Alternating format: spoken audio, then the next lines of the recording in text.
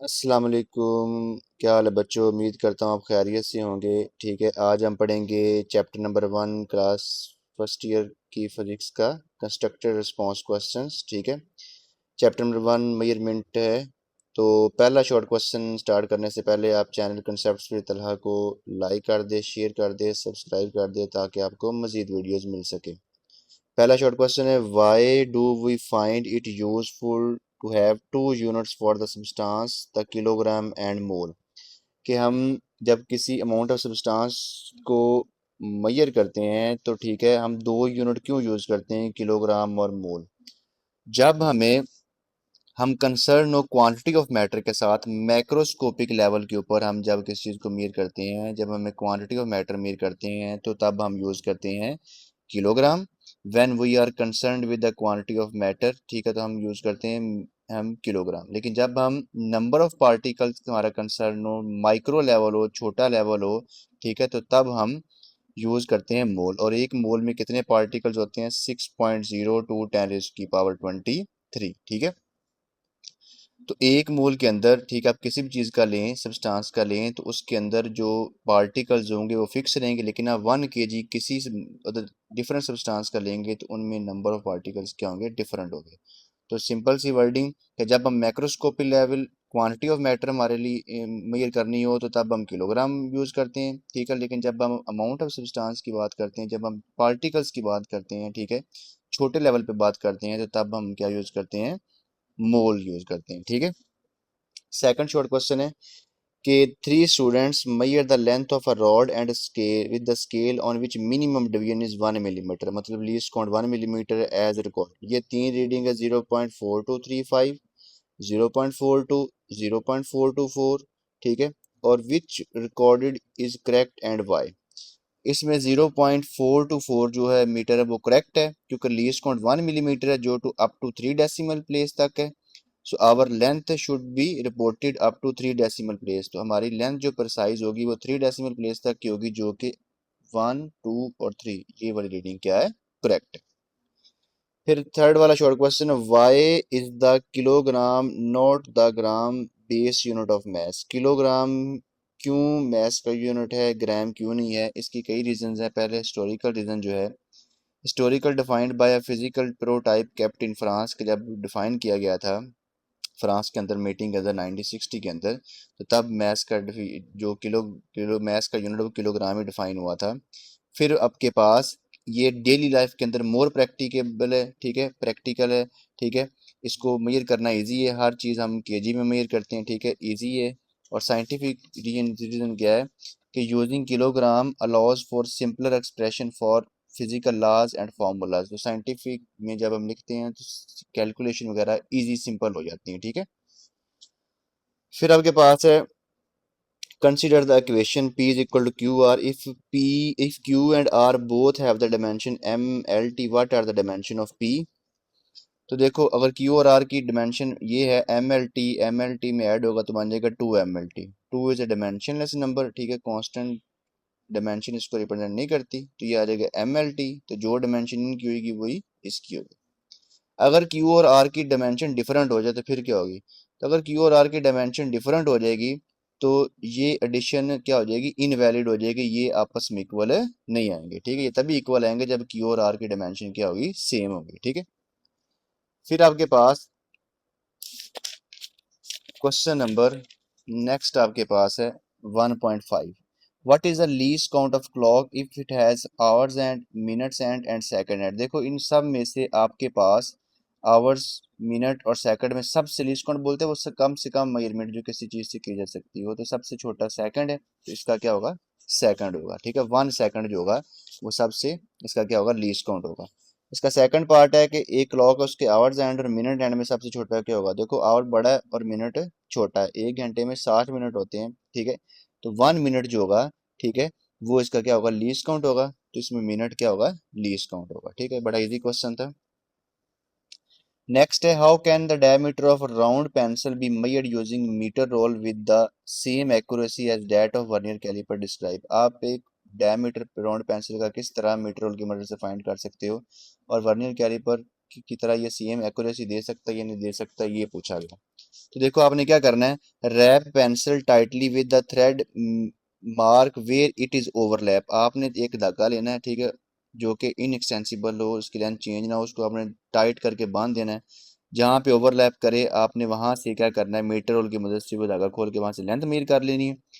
वो आपको सरकमफेरेंस देगी। आपने क्या करना है, इस वाले फॉर्मूले के जरिए D is equal to C over pi, यहाँ पे सरकमफेरेंस की वैल्यू को पाई पे डिवाइड करेंगे तो आपके पास क्या आ जाएगा, डायमीटर आ जाएगा। ठीक है, अब देखें एक्यूरेसी सेम देगा या नहीं देगा, तो इसके ऊपर आप देखें, ये सिंपल सी बात है कि जो आपके पास वर्नियर कैलिपर होता है उसका लीस्ट काउंट होता है 0.1 मिलीमीटर, और मीटर रोल का लीस्ट काउंट होता है 1 मिलीमीटर। तो दोनों के लीस्ट काउंट डिफरेंट हैं, इसीलिए इनकी एक्यूरेसी सेम नहीं होगी। ठीक है, वर्नियर कैलिपर की रीडिंग मोर प्रिसाइज होगी as compare to metre rule. जितना आपका लीस्ट काउंट छोटा होगा उतना ही रीडिंग क्या होगी, मोर प्रिसाइज होगी। ठीक है, तो नेक्स्ट आपके पास 1.8 वाला शॉर्ट क्वेश्चन है। ठीक है, वो शॉर्ट क्वेश्चन आपके पास है, write the correct reading of the length of solid cylinder if there is an error of 0.02 centimetre. Positive error आपको दिया हुआ है, जीरो करेक्शन में हम इसको नेगेटिव कर देंगे। ठीक है, आपको ये रीडिंग दी हुई है। तो देखो सबसे पहले ये मेन स्केल है और ये वर्नियर स्केल है। मेन स्केल के ऊपर जो आपको रीडिंग दी हुई है, ठीक है, वो हम देखते हैं कितनी दी हुई है। मेन स्केल के ऊपर आपको रीडिंग दी हुई है 2 ये दी हुई है आपको 5, 6 और 7। तो मेन स्केल पे रीडिंग आपको दी हुई है 2.7।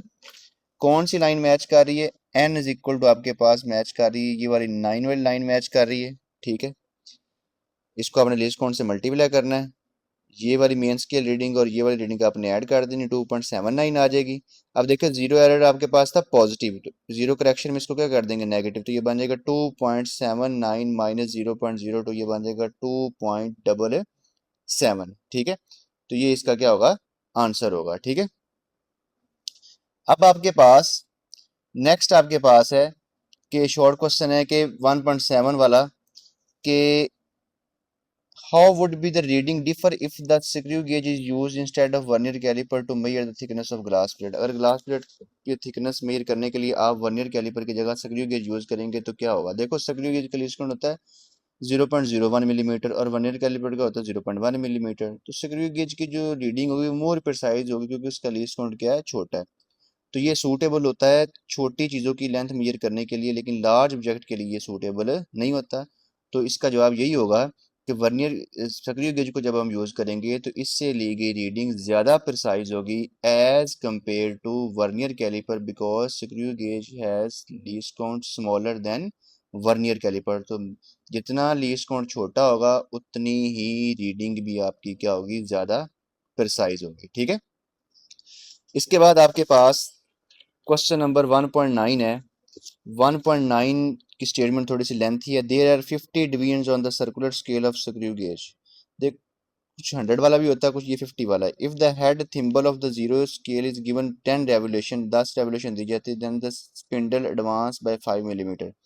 तो 5 मिलीमीटर वो मूव करता है। There is also zero error on the second division of circular scale coincide with the datum line and zero of circular scale is below the datum line. तो जो लाइन टू वो है वो नीचे है, इसका मतलब जीरो एरर पॉजिटिव होगा। What is the thickness of glass slab as the measured by screw gauge as shown the figure. तो देखो ये आपके पास है जी मेन स्केल, ये है सर्कुलर स्केल। तो मेन स्केल के ऊपर देखो रीडिंग कितनी 5, 6 और ये 0.5 है, तो 6.5 मिलीमीटर हमारे पास रीडिंग आ जाएगी। अब आपने देखना है कौन सी लाइन मैच कर रही है।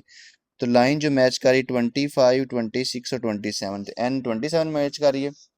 इसका लीस्ट काउंट होता है 0.01, तो हम इसको 0.01 से मल्टीप्लाई करेंगे तो ये बन जाएगा 0.27। मेन स्केल रीडिंग और सर्कुलर स्केल रीडिंग को ऐड कर देंगे। अब आप देखें जीरो एरर आपको कर रहा था, दो लाइंस नीचे हैं, तो उसको लीस्ट काउंट से मल्टीप्लाई करेंगे तो हमारे पास जीरो एरर आ जाएगा पॉजिटिव 0.02। तो फाइनल रीडिंग में से जीरो करेक्शन करने के लिए क्या करते हैं, माइनस कर देते हैं। 6.77 माइनस 0.02, ये आ जाएगा 6.75 millimetre, which is the final reading. ठीक है, next one is 1.10 which is very important. What is meant by dimensionless quantity? Give one example. ठीक है, dimensionless quantity ऐसी quantity होती है जिसकी कोई dimension नहीं होती। A quantity that has no dimension is called dimensionless quantity. Angle जिस तरह होता है theta is equal to S और आर, क्यों नहीं होती? क्योंकि ये दो सेम क्वांटिटीज के दरमियान रेशियो होती है। जिस तरह देखो एस है और आर है, इसकी भी लेंथ डायमेंशन होगी, इसकी भी लेंथ लेंथ लेंथ से कैंसिल होगी, थीटा की कोई डायमेंशन नहीं होगी। इस तरह strain is also a ratio between two same quantities which has no dimension.